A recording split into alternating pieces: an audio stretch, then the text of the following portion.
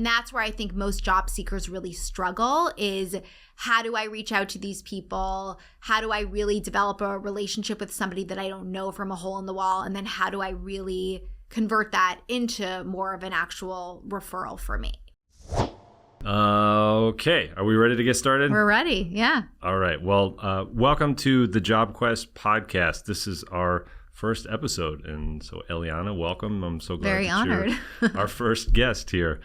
So the JobQuest Podcast is all about looking at the job search as a literal hero's journey. So this is actually the job seeker's journey to find their next adventure. And so we're talking to JobQuest heroes like yourself. Okay. And trying to help job seekers find, best practices, things that they might be neglecting on their search, things that might be frustrating them. Yep. And because you're a career coach, you're a great person to talk to about this. So Sounds good. Great. So we're talking with Eliana Goldstein of Eliana Goldstein Coaching. And so why don't we kick it off with, if you could tell us about your business and how it is that your own job path took you into career coaching. Absolutely. No, I'm very excited to be here, excited to be the first guest. So a little bit my background and my, quest into career coaching. So prior to coaching, I worked in the ad tech industry. I was in ad sales for about 10 years. I started off at a small e-commerce startup. I was a marketing coordinator. I moved into account management from there, then as an account executive in sales, and just very kind of typically climbed the corporate ladder and had what you would consider, a very successful on paper career. But while all that was happening, really internally, I felt very disconnected from what I was doing. And I always questioned myself and my confidence. I knew deep in my heart that this wasn't what I wanted to do, but I also didn't know what else I could do or should do. And so I kept making a series of changes on my own, thinking, okay, maybe if I make this small pivot from this industry to that industry, or I change my job title a little bit, that will help in me feeling more connected or more fulfilled. But none of those changes really led me to a place that I wanted to be. And I kept kind of finding myself in that same place, feeling disconnected, feeling unhappy. And that's what really led me on a deeper journey, really, to figure out, okay, what is it that I really want to do in my career? And I did through a lot of self-reflection and introspection, thinking about the skills that I had that I actually enjoyed using and wanted to leverage going forward, through a lot of market research, conducting conversations with people in different roles that sounded of interest to me. That really led me to the world of coaching. And I realized, okay, this feels aligned. This feels like a great fit for the skill sets I have. This feels like a great fit for the impact I want to have and want to make. And so while I was still working at the time, I went to a program to become a certified professional coach. I figured it was a great way to dip my toes in the water and see, okay, do I like this? Does this feel good? And I loved the program. And so I started my coaching business really as a side hustle, like so many people do. And I did that for a little while until I was ready to go full time, and did that. I went full time now about 5 years ago already. So it's crazy. The time has really flied. And within my business now, it's really supporting people almost in similar to positions that I was in, who are feeling maybe unhappy, disconnected, maybe feel like they're not like really leveraging their full potential, and they're wanting to make a change in their role, but not feeling quite sure what that change should be. Or maybe they have a sense of what that change should be, but need support in actually executing and getting there. And my belief is, I always say, like, I want to help you create a career where you actually look forward to Monday mornings. And that's really kind of our mission and what we're looking to achieve in the coaching business. Great. So let's dig into that a little bit. So do people come to you with from all different, starting points? Are people coming and saying, this is what I want to do, and I just need somebody to help me get there? Do people come to you and say, help, I'm flailing. I've been doing this for a long time. Yeah. I've been trying to make this transition and I'm just not getting anywhere. Tell me what I need to do. Yeah. And they might not even know what it is that they want. Like what is the range of kind of clients that you're dealing with and client problems? Yeah, I would say it's a big range in the sense that I would say majority of people, probably 60 to 70% of people, come to us feeling like I'm unhappy. I don't feel like this is what I should be doing, but I feel stuck on what I can do next. And maybe they have some ideas, but they're not really quite sure. And they're not really sure if the ideas that they have are even ones that they should pursue. So a lot of the support that people are initially really looking for is clarity and really understanding, okay, again, based on what my strengths are and my skill sets are, based on the work that I actually enjoy and that engages me, how can I kind of take all that and figure out where that should put me next? So a lot of it is that clarity work. I'd say that's really the majority of our clients. Of course, again, given the job market right now, which is a competitive job market, we have the clients who are saying, you know what, I've been trying to make a change for a while. I know exactly what it is that I want to do, but it's just not happening. There must be something in the process that I'm pursuing that just isn't working, and I need support in really tailoring and fixing that so I can see better results. So we definitely have those clients as well, but I would say a lot of them are in that initial clarity phase as, okay, help me in the first place just figure out what it is that I want to do next. Yeah. So thinking again about that metaphor of the job search as this hero's journey. So if I'm the job seeker and I'm on this quest to find my next job, I think of a career coach as sort of like if you think of Harry Potter, you're like Gandalf or not Gandalf. Sorry, that's a Lord of the Rings. Dumbledore. Dumbledore, thank you. Dumbledore or Hagrid, like one of these helpers that is helping Harry and Hermione and Ron deal with their various problems, get past various obstacles. Yeah. So that's such an important role, right? And of course, you're on your own journey as well. But you're in this role. You're really there to help job seekers. So, what do they need to do to be prepared to be ready to accept what Dumbledore or Hagrid or Gandalf? Like being a Dumbledore. Being Dumbledore, yeah. Like, what do they need to know before they come to you? How does a job seeker know that they're ready to work with a career coach like yourself? Yeah. I think it's such a great question, and there's a lot of points within that. I think first and foremost, I'm glad you bring it up because I think that people tend to confuse career coaches versus recruiters and what are the role that people play. And what I like to always talk about from a career coach perspective is like any coach in any sport, right? If you are working with a coach and you're playing baseball and you're really wanting to hit a home run, the coach isn't going to come up to you and actually swing the bat for you, right? It's still your job to swing the bat. But they're going to teach you everything you can do to best make contact with the bat and be able to hit it out of the park, right? And it's the same idea with a career coach. No career coach is going to go up to you and hand you a role or hand you a job offer, right? And say, okay, here's your job, you got it, right? But what we are going to do is teach you everything you can to successfully land that offer on your own, of course, with the support of the coach, but you're the one who's ultimately landing it.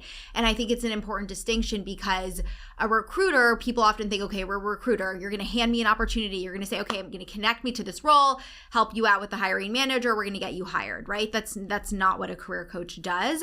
And what we're really about is empowering people to learn and understand the strategies so that they can implement them on their own. And then in 5 years from now, in 10 years from now, when you're considering another change or another pivot or want to level up in your careers, you have all those strategies already built in because you've learned them, right? You're not relying on somebody to provide the opportunities for you. You're learning ultimately what you need to do to provide them for yourself.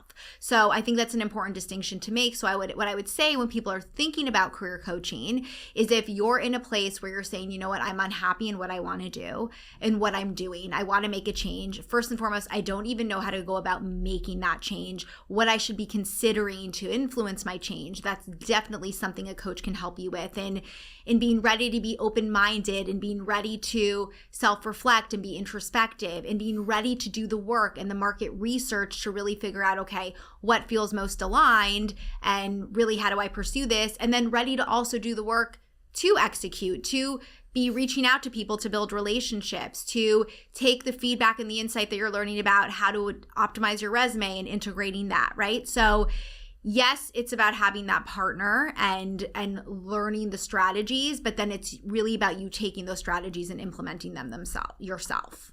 Does that make sense? Yeah, definitely. And so at JobQuest, a big group that comes to us for help is mid-career professionals who are looking to make a transition. And I know you're the millennial job coach, right? That's sort of your target. So what is it specifically about that group? What are some of the particular challenges that this kind of a population of job seekers is facing? Yeah, so I think the mid-career folks or the millennials, this is a person or an individual who's already been working maybe 8 to 10 years or so, right? So they've gotten their foot in the door. They probably built traction where they are, but they're kind of hitting that plateau of either I feel like there aren't future growth opportunities for me on the current path I'm on, or I have future growth opportunities, but I'm not interested in them. So now I have to figure out, okay, how do I strategically make a change at this point when I already feel like I'm somewhat invested in what I'm doing, and make sure that this change can be built off of what I've already created. So I think that's a big part of it, as opposed to somebody who's entry level or just starting out. Like, they're very fresh and they can pick all these different avenues. And a lot of the times when you're mid-career, you have this feeling of, I want to make a change, but I don't want to start over. So how do I ensure I can make a change I'm excited about, but still leverage what I've ultimately built so far? Right. Makes sense. Yeah. So can we talk about networking a little bit? Networking is the big thing that feels scary and it feels mysterious. Yeah. Everybody says you have to do it. Yep. Not a lot of people say this is how you do it. So where do you get started? Like, who do you reach out to? How do you do that? Yeah, it's a great question and it's so important. And you and I were talking before about, just the fact that this is such a competitive job market, and that unfortunately it's not as simple as, update your resume and send it to a few places and you get an interview, right? That's just not what the market is. So networking is a really pivotal piece, because there are so many stats and reports that just show how valued referrals are, and how many hiring managers and recruiters will look to referrals before they look to anything else, right? So you want to get yourself in that referral pile, and you really only get in the referral pile through the relationships you build when networking. So when it comes to networking, there's two kind of different avenues that I like to think about that I call the low-hanging fruit and the high-hanging fruit. So low-hanging fruit are individuals that you're already connected with, right? Maybe this is a prior coworker you have, a family friend that you have, somebody that you're connected to on LinkedIn that you've developed a relationship with. These are the people that you already know directly, who reaching out to them isn't as challenging or strenuous, right? And so it's always easiest to first tap into this low-hanging fruit and really explore, okay, based on the direction I believe I'm targeting, who can help me? Whether they work in a similar role, whether they maybe work at a company you're interested in. These are people that, you can send a text message to, or you can send them a quick email and say, hey, I want to catch up, hear how it's been going, where you're working or what you're doing, and would love to just, spend time catching up and learn from you, right? Those are very easy, and they can be really helpful and really valuable, especially if these people, again, are in the industry you're interested in or connected to a company that you're interested in. So it's the easiest avenue to kind of tap into first. The problem is that most job seekers stop there and they think, okay, my networking is just limited to the people I already know, but that in itself is very limiting, because what if you're looking to make a pivot and you're targeting these 3 companies and you have no connections to those companies? Then you assume, it's out of reach for me. I'll never be able to get connected to those companies or make any inroads there. So that's where the high-hanging fruit comes into play. And this is about developing new connections and new relationships with individuals who are at these companies in said industries to be able to really make headway there. And that's where I think most job seekers really struggle, is how do I reach out to these people? How do I really develop a relationship with somebody that I don't know from a hole in the wall? And then how do I really convert that into more of an actual referral for me? On the one hand, it feels very inorganic or inauthentic to say, well, I'm gonna target this person because I really want to work at this company. Yeah. And so this person is now not a person, they're a target, right? 100%. Like just starting from that position, it can feel very awkward. And, Yeah. And of course, if the person senses that you're just reaching out to them looking for a job, then they get their defenses up and they don't want to help you. Absolutely. So if I want to get in touch with a total stranger at a company that I'm really interested in, what is a way to do that organically, because actually I do want to learn more about this person. Of course. And that's the key. You said, and I do want to learn more about this person. Building a genuine relationship is obviously not going to come from you reaching out to somebody and saying, hi, I see you work at so-and-so. I'm really interested in working there. Can you help me get hired? Of course, that's so transactional. Like you said, the person's immediately on the defense and they just feel like they're being used. Also, realistically, no one is going to go to bat for you if they don't know you from a hole in the wall, right? They're putting themselves on the line when they refer you in. And if you're not a right fit or you're a crazy person, whatever it might be, that's a really bad look for them, right? So a genuine relationship needs to be established first. And that's why we have to approach everything from the perspective of genuine curiosity and really, like you said, learning from somebody. So when we are targeting people, we should be targeting people that we genuinely want to learn from, that we say, wow, that's a really interesting job title, or wow, they have such an interesting career trajectory so far. I would genuinely love to learn how they got there, what they're doing to be successful, what some of their challenges are, because perhaps there are ways that I can help them now and add value. So we want to think about approaching it from that perspective and think, okay, who are the people that I really want to build relationships with and learn from? And then we approach them from that vein of saying, hey, I really appreciate you connecting with me here on LinkedIn. I was really intrigued by some of the work you did at X, Y, and Z. I love the opportunity to learn a little bit from you, to understand how you've been able to accomplish all the incredible things you've accomplished, right? We lean into the flattery, into being complimentary, into showing genuine interest in them with the goal of learning from them. And like I said before, figuring out at the same time, is there a way that maybe you can help them right now in some of the challenges that they're working through? So that's how we want to think about it when we are reaching out to somebody that we don't know personally. So backing up from that, now we're talking about I know who it is that I want to reach out to. Let's go back to how do I actually find that person? There's many companies have many employees. So how do I choose the couple of people who are going to be good folks to start a connection with? It can feel intimidating because, there are so many different people. What I really like to think about, and this is why it's so important to have clarity on the types of positions you want to pursue ahead of time, is to really target people who are in roles that you want for yourself. So you want to become a project manager, probably be beneficial to talk to people who are project managers at the company that you're looking to work at, right? You can learn a tremendous amount from them in terms of what they've done to be successful there, what's the prior work that they had accomplished that helped them get that role, right? And really look to learn from them. So I always like to target people who have the positions or at least on the teams that are the teams that you want to join. And then anybody in more just general senior leadership positions, because of course they have a lot that you can learn a lot from them. And the more senior you are, the more influence that you have, right? So I like to think about those kind of two angles versus somebody who is on a completely different team or somebody who just started at the company a year ago. Those conversations, while it's still important to consider, right? If you don't know anybody and you happen to know somebody who's only been at the company for a year, that can be an in and they can introduce you to more people. But in an ideal world, we're targeting those more high-level positions or people in the roles that you want for yourself. Now, how am I approaching this person? Am I looking for something that they posted and writing a comment? Am I sending them a DM? Am I finding their email and sending them an email? What's the approach? It's kind of a culmination of a lot of different things. I tell my clients all the time that the successful outreach requires some A/B testing and seeing like what's working and what's not working, right? So if you can find their email, go for it, right? We know that with email, people check it every single day, usually. And so the likelihood is that it will get seen.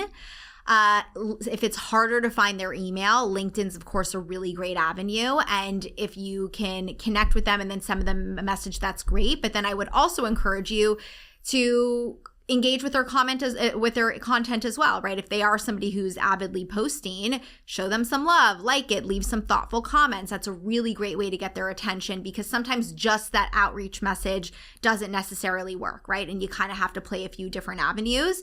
You also have to follow up. A lot of the times people reach out one time, they don't respond, and they go, oh, that's it. I tried. I made my effort. It usually requires a couple touch bases or a couple reach outs before you can really get someone's attention. So I don't necessarily say that there's only one avenue that works. It's just about being flexible. It's about experimenting and trying different things and seeing, okay, what am I seeing is driving the best results in terms of responses and people ultimately being willing to have a conversation with me.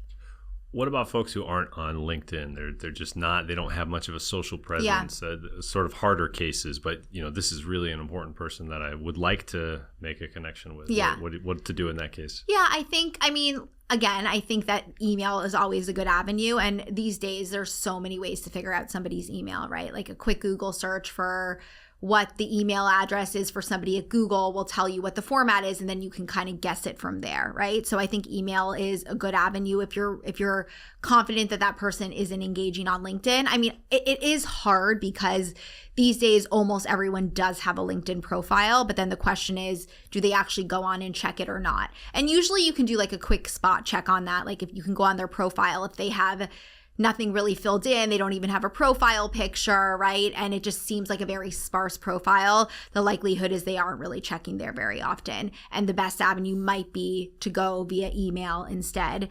But if you go on and you see they have a decent amount of connections, they have a lot of their sections filled out, it's worthwhile to at least try there.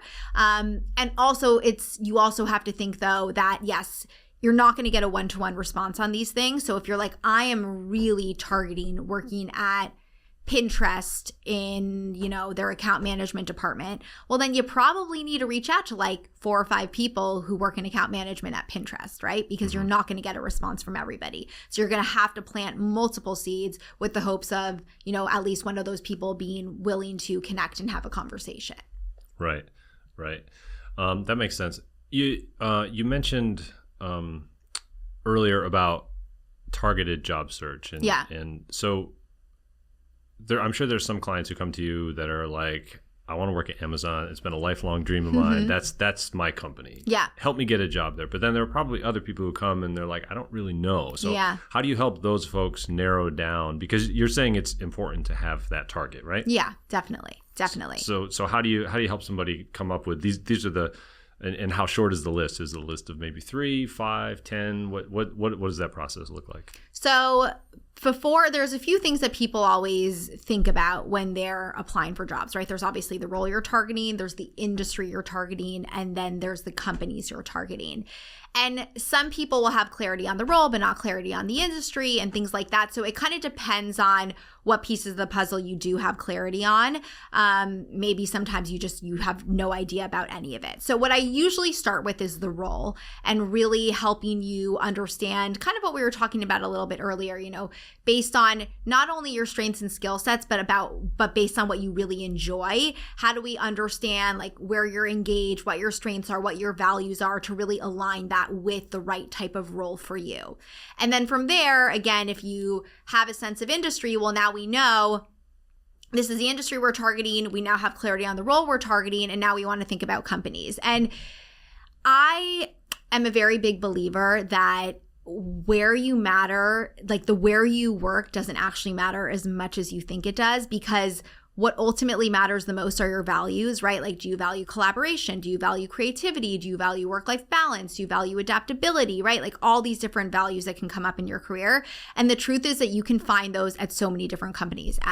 Maybe it's at an Amazon, but maybe it's at a tiny startup, right? So first, I like to kind of help my clients not pigeonhole themselves so much by thinking like, I'm only going to work at Amazon, Google, or Pinterest, right? Because the values that are important to you probably exist at other companies as well. So we really try to focus on it from a values perspective.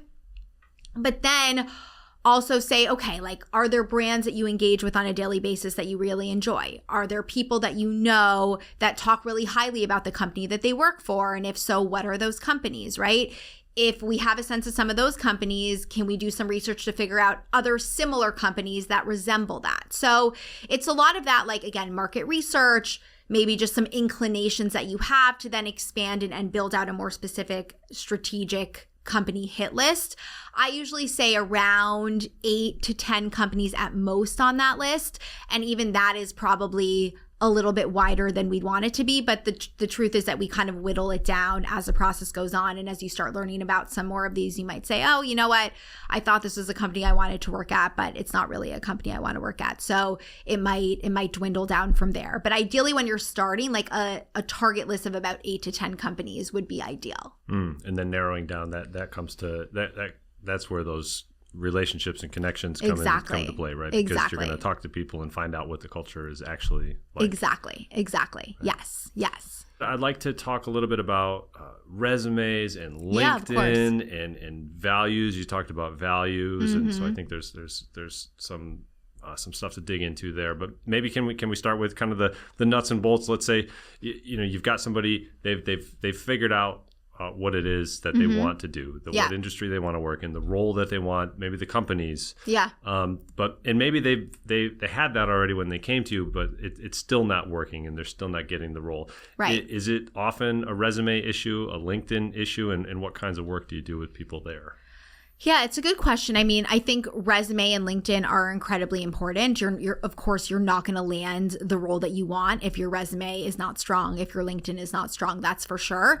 I usually find that the reason it's not working isn't as much that. I mean, it could be a combination of things. I think it still generally tends to be related to the relationships you're building or that you're not building, and relying on your resume to do the talking for you rather than your referrals really advocating for you. But resume is incredibly important. And I have seen enough poorly written resumes in my day to know that if I am speaking to a candidate who is like networking like crazy and they're really targeted in what they're doing, and it's still, they're not even getting traction in terms of like getting interviews at all, then there definitely could be an issue from a collateral perspective of their resume and their LinkedIn for sure. That makes good sense. And so I think, probably there's lots of tools like JobQuest that of course that can be used to optimize and to get past ATS screeners because there's certain keywords that you need and things like that. But it sounds like you're saying the networking work is really the thing that's gonna make you stand out, because when you look at jobs on LinkedIn, there's and you can see the numbers. They all have hundreds of applications. Exactly. So how is it that you stand out? It's really going to be that personal Exactly. connection. I love to focus on numbers and data. And before you make assumptions about why something's not working, like really investigate that. And that's why I say before, if you are somebody who is very targeted in the types of roles that you're approaching, and you have really built relationships who are going to bat for you and advocating and saying, hey, I have a friend, you should speak to them, you should bring them in for an interview, and that's still not even driving phone screens, then the likelihood is, okay, there is something about your resume that is not effectively telling your story and not conveying your value, and that needs to be addressed, right? But if you are getting phone screens, and then those phone screens are never going to second round interviews, and there's probably an issue in terms of how you're interviewing. So you have to like really think about,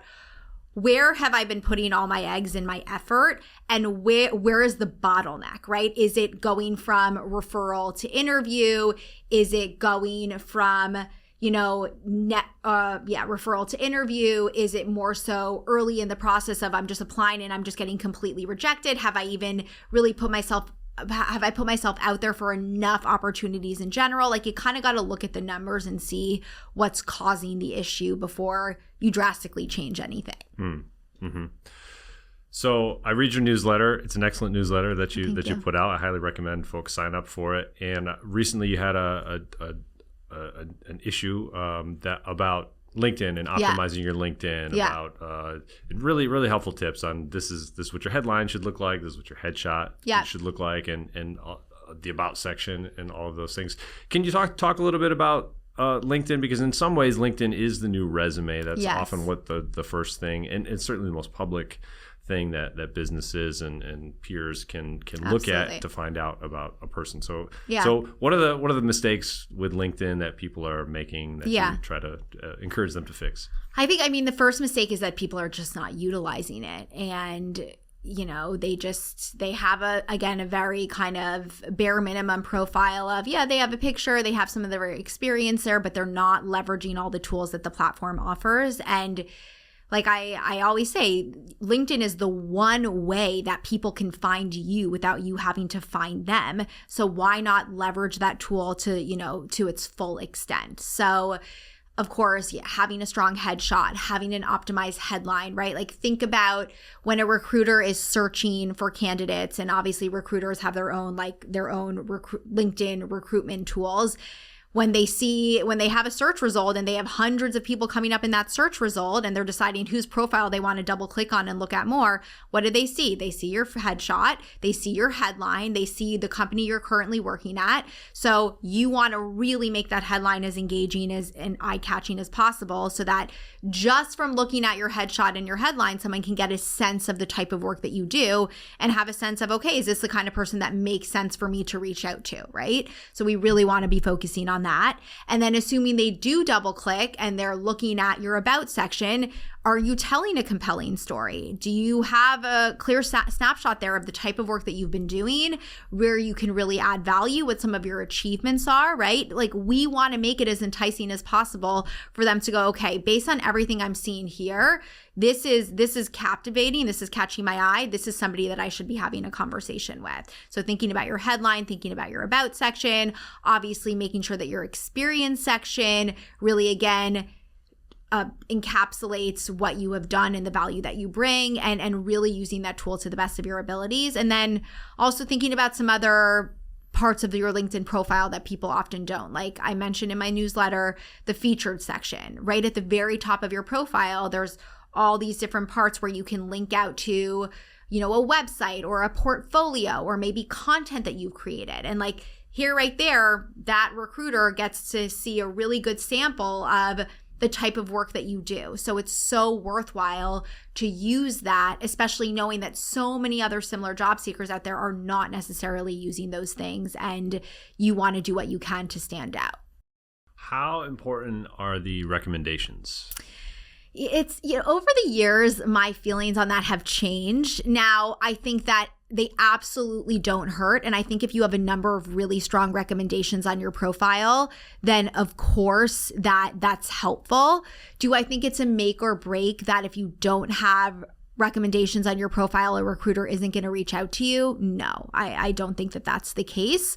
So I wouldn't necessarily like I always go back to like, what's more important, you reaching out and trying to get 10 recommendations from people and spending the time doing that, or you spending time cultivating and developing relationships with people at your target company? I think that's going to have way more weight and way more importance, but it definitely doesn't hurt. And if it's just a quick and easy thing where you're like, oh, that prior coworker, I'll ask them to write me a recommendation, I can write them one in exchange, and you spend a couple minutes like sending out some emails to people and it can generate some for you, then it's definitely helpful to have. Yeah, it seems like one of those things that seemed like it was more important when they first rolled that feature out, but it's become less important compared to things like your featured section and your headline. Exactly. Good headshot. And it's all the way at the bottom too, right? Like we have to think about like how people consume and scroll, and when they're looking at your profile, they're starting at the top. So I like to focus on, in the same way in a resume, like they look at your resume for 6 to 7 seconds. So I want to really make the focal point everything higher up, because we know that people read from top to bottom.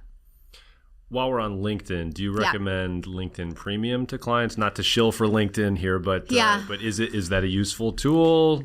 This is like a bane of my existence question, because LinkedIn has changed recently that when you are sending connection requests now, and if you want to include a short message, you have to have LinkedIn Premium. It didn't used to be this way. This is a recent change in the last few months, and I've been really frustrated by it as a career coach, because they're virtually forcing people to get it to an extent if they're planning to do a lot of outreach. You can always send a message without any note in it, it. And honestly, I sometimes see clients have a lot of success with that. Like if you have a really optimized profile, so it makes sense why you would be reaching out to this person that you don't know. And some people are like, I'm fine, I'm just going to test it out without sending a connection request message. But if you do want to send a connection request message, you basically have to get premium now, which is very frustrating. So I usually say, like, think about it as like a temporary investment where you're going to do this for a couple of months while you're really focused on outreach and developing relationships. And then it's something you can always cancel when you don't need it anymore. Can we come back to the mission statement for a job seeker? So it's something that I heard recently in a conversation about the job search, and another job coach was saying how they, career coach was saying how they really encourage clients to focus on their mission, their own values as a job seeker, and finding companies that align with that, which sounds like similar to what you were talking about before. So what kind of work do you do with folks around that mission and values work? Yeah, it's really important because, something I've talked a lot about is that there's a very common misconception, because we hear it all the time, of like, pursue your passions, chase your passions. That's going to lead to happiness and fulfillment in your career. But passions definitely don't equal career fulfillment. And the example I always give is, like, let's just say you love sports, right? You're a sports fanatic since you were a little kid. You land a job working for your favorite sports team and you think, this is my dream fulfilled. Like, my passion is sports. I've made it. But you have a horrible manager. You're a creative person and they don't allow you to be creative at all in your role. You're doing work that 90% of the time is like well below what you're able and capable of doing. You have no work-life balance. Like, it doesn't matter how passionate you are about sports, you're not going to be happy in that role, right? Because passions don't equal career fulfillment. So what you have to really get clear on are, what are my values? Because again, if I value collaboration, creativity, flexibility, and I'm not getting any of those three things in my role, that is going to make me feel really discontent and really unhappy. So it's really important to explore that. And there's a lot of ways that you can understand and uncover your values. I think oftentimes people are actually more aware of their values than they realize. And like, I just did a workshop yesterday for this company, and we were talking about career values, and I was asking everybody in the chat, like, drop your the top 3 career values that come to mind when you think about what's important to you. And so many people had responses, right? Like, if prompted, they're there, but you just don't spend the time really thinking about and reflecting, do I feel like these are showing up where I'm working? So if you're not aware of it, like, you can go online and take a quiz that really helps you, just even do like values quiz, right? There's so many different things that will pop up. I like to think about different questions like, what is a time in your career that you felt most fulfilled and why? Usually the answer there will uncover a few values, right? Maybe you say, well, it was this one time I achieved this project and I got the recognition for it. Like, there might be a sense of you really value achievement, right? Or, who are either career or life mentors that you really look up to and why. Probably the likelihood is that there's some underlying values around there. So I think it's like that process of self-reflection and asking yourself some of those questions to pull them out, some online quizzes, which can be helpful at times, and then really seeing and just thinking if like there's anything that immediately comes to mind. Sometimes your gut has a good sense of that. Do you recommend people write these out? Is this a writing exercise? How do you recommend people figure this out? So I think that once you have a sense of those values, and I usually recommend coming up with like the 3 to 5 that you feel are most important to you, having a clear sense of that, like as you're pursuing roles, as you're networking, right? Like maybe you just like write out, okay, my top 5 career values, and you have it as a sticky note above your desk, right? And you're making sure that you're always rooting yourself in that. So when you're networking with somebody to maybe learn a little bit about their role or their company, and again, you value collaboration, you can ask about like, what are the structures of teams like? Is it more so people working autonomously? Are there opportunities to collaborate, right? So you can kind of gut check things against those values and ensure that whatever you are targeting feels like it will truly be in line with those values.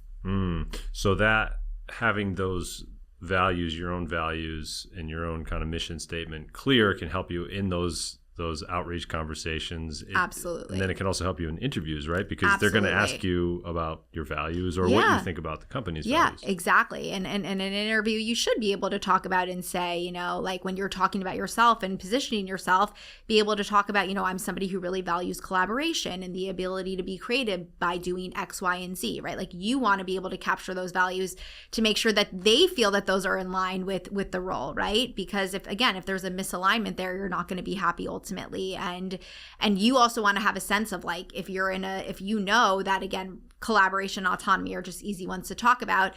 If you know that you value collaboration, but you're consistently hearing these people in the interview talk about how they value autonomous workers and independence and all of that, you have to say to yourself, you know what, this might not be the place for me. Are there other red flags that you recommend folks to look out for in those conversations? In the interview process? Well, even before the interview, maybe when you're just doing this networking outreach and building relationships. I mean, not necessarily as much red flag. I mean, obviously, if you're networking with somebody and they're at the company and they're like, don't work here, avoid it at all costs, obviously that's a red flag, right? I mean, you have to take with a grain of salt because everybody has their own experiences and like one person might hate it, you might love it, right? But I do think having that sense of what your values are, where you're super engaged, and like, again, doing all the clarity work before to understand like what are your core strengths, what are your values, what are your transferable skills, having that in your mind when you are networking. And if you're feeling like a lot of what you have discovered about yourself isn't relevant or connected to the role based on what you're discovering in market research, that in itself is maybe not a red flag, but that's a sign that maybe this isn't a company that I should pursue, right? I think once you get into the interview process and you get some of the more like typical red flags of, you know, they're being very vague about how they answer questions. Maybe they seem super disorganized when you're going through the interview process with them. They're not giving you a lot of time to make a decision. Like some of those more typical red flags can pop up during the interview process. Thinking back to we spoke a little bit before we started recording about the current job market and the economy, and we know it's a tough job market now, very competitive. We know the economy has been difficult for a while too. We'll see how things unfold next year. But how does that impact job seekers? How does it impact the job search? Do things just take longer? People still get jobs. So how do you coach people to navigate the current market? It's such a good question. I feel like sometimes for myself, I'm still figuring it out too as I go because it's ever changing, right? I think that there has to be an expectation that it is a market where things can take a bit longer, whereas in the past you might have said, you know what, I'm going to come in, I'm going to get committed to landing a job and I'll be able to do it in the next 2 to 3 months. That's not necessarily what we're seeing. Now we see like the average job search takes about 3 to 6 months. Obviously, again, we want to expedite that, and hopefully working with a coach, it can expedite that. There's so many different factors too, though, right? Because again, are you pivoting? If you're pivoting, do you know what you're pivoting into, right? Like how much groundwork have you really laid down already? So there are a lot of factors that influence the length of time that it takes. But I think it's just about setting effective expectations that it is tougher and more competitive. So you have to be willing to be persistent through that and not give up. I think a lot of people are just like, I've been trying this for 2 months. It's not working. Screw it. You know, I'll just stick to where I am. Doesn't mean it's not working. It just means that you have to be persistent through that. It means that you really, again, have to focus on non-traditional ways to apply for jobs, which means don't just rely on LinkedIn Easy Apply. Don't just rely on like being like, I'm going to set a target of apply to 15 jobs a week and that's going to land me X amount of interviews, right? Like that, it just doesn't work anymore. It really comes down to relationships and referrals. So we really, really focus on, okay, how do we plant as many seeds as possible at our target companies to ensure that even if this company is not actively hiring right now, that if in 6 weeks from now they open up a role, I am top of mind because I have already developed that relationship and I give myself a really strong opportunity to be brought in for that phone screen, to maybe even be interviewing for the role before it gets publicly posted, right? Like that's what we want to focus on, is planting seeds early, not taking a reactive strategy, which is basically like wait for the job to be posted, apply, taking a proactive strategy, developing the relationship before the jobs are even posted. I'd like to come back just briefly to experience and thinking about resumes and LinkedIn optimization. And so what you're saying makes sense in terms of you need to figure out the job that you want to get, and you need to figure out the industry that you want to be in, and be really targeted. But then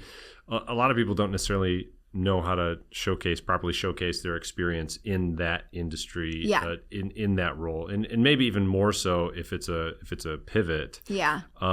So what sorts of things can people do, or what sorts of things do you should a job seeker focus on to really highlight that experience on their resume, on their profile, in their conversations that they're having with people? Yeah. It's so important. I think that a lot of the times job seekers, especially when they think about their LinkedIns and their resumes, there's this feeling of, I need to showcase everything. I need to show the breadth of my experience. And I did this role, I did that role, I did this project, I did that project. And they feel this need to put all of that there.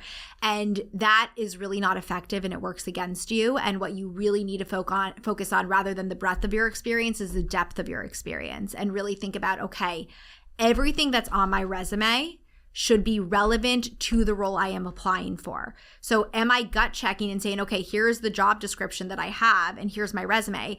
Can I draw a line between everything that is on my resume and one of those bullet points on the job description, right? So really focusing on going deeper on the skill sets necessary versus just highlighting 10 different skill sets. So that's a really big one that I think people all the time really mess up on, and they just go way too wide.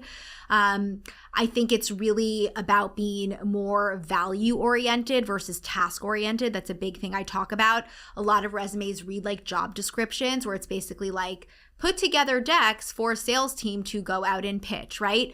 You could pull that off a job description. Anybody who is applying for that role should be able to say that they can do that same thing, right? But it's not about what you did, it's about the outcome that provided, or the value that provided. So really saying to yourself, okay, you're putting together these pitch decks for the sales team. What did that drive? Did that drive a certain amount of incremental revenue? Did that bring in a new client, right? So really ensuring that your resume is not just the tasks, but it's the value behind those tasks. So I think those are the two really big things that we want to think about when we're thinking about both our LinkedIn and our resume. I like that value, as opposed to I've heard people talk about outcomes before, which is useful, but thinking in terms of value is a little bit. I like that a little bit more for some reason. Yeah. So it's focusing on value, and it's focusing on alignment with that target that you have. Exactly, and removing, and it will probably require removing some of the stuff that's on your resume, which people like have such a hard time with. They're like, but I did this. I'm like, yeah, but it has nothing to do with the role. So let's not waste valuable space talking about something that isn't meaningful to that recruiter or to that hiring manager. And shorter is better anyway. How much time did you say the average person spends looking at your resume? I think the stat is like 6 or 7 seconds. Okay. So assuming you get past the ATS, which you have to do that if you're just applying online, once it gets in front of somebody, the language better be relevant to the job that you're trying to get. And formatting too. I think people forget about that as well. If there's a lot of text, there's pictures, it's just not clean and easy to read. For myself, I've hired people in my business before. I'll throw out a resume without even looking at it, just sometimes if it's just overwhelming to look at. I'm like, I don't want to deal with this. Let me go on to the next person. So clean and easy to read formatting, in addition to the actual content, of course. All right, awesome. Well, I think we're about time to wrap up. So I have a final question for you, just about your own goals with your own business. What does next year look like for Eliana Goldstein Coaching? That's such a good question, and I'm doing all my end of year reflections and everything right now. I think that when I started this business 5 years ago, it was very much just a me business, and I was a one-man show doing it all, or a one-woman show. And this past year, it's really been about scaling. I've brought on a lot of coaches on my team so that we can serve more people, and that's so I can focus on some of the bigger picture items. And I think that's going to continue, building and scaling our coaching team and really focusing on, actually for me, these kinds of things. I love podcast interviews. I love media and being able to go out and do workshops. I did one yesterday. So kind of being able to focus on some of that more high level brand awareness development and building. I'm in the process of, I have a book proposal out right now. We're trying to get a book deal. So hopefully that will come across the table in 2025. So it's some of those, bigger brand building, brand awareness projects that I'm really focused on for 2025. Oh, good luck. That sounds like great stuff. Thank you. Do you have one big takeaway for job seekers? Like what's Eliana's number one tip for the job seeker going into 2025? I mean, I think we talked obviously a lot about networking. I know I bang people over the head with that, and I always will. But I think, like I mentioned it before, but I think it's consistency and persistence. It's not an easy job market, but still people are landing jobs every single day. But that's going to require you being consistent in your efforts. That means that if you're looking to land a job, it's something that you should be focusing on to the extent that you can daily, not doing it for 2 weeks and then taking 2 weeks off, right? Like that's not going to drive results. And being persistent in that it's you know what, that avenue didn't work, but now I'm going to try this avenue, and being able to manage rejection, because you're going to get rejected. It doesn't matter how qualified you are, how good you are, how ambitious you are. You could be the best of the best. You are going to get rejected. The more quickly you can accept it and move past it and then just go on to the next one, the more overall successful you will be. So it's like managing rejection, consistency, and persistence. That's great advice, but I have one stupid question which I forgot to ask, which is, do you apply to the job first or do you reach out to people first? Should I be making connections before I'm even thinking about sending in any applications? Yeah, my general rule of thumb is the applying should be the last thing that you do. It's almost like a last ditch effort. And if there is an active job that you're interested in, I really try and encourage my clients to try every avenue they can to reach out to who they think would be a hiring manager or recruiter, which usually takes some detective work to figure that out, and just reach out and say, would love to be able to chat with you about this. Obviously, right, like a more meaningful message and highlight your specific achievements and experience. But doing that and trying to set up an even 10-minute phone call with somebody before you apply. Like the application is the last thing that I want to do. Yeah. I'm so glad I asked the question. That's an important answer. Yeah. All right. Well, Eliana, thank you so much for your time. Of course. Thank you for having me.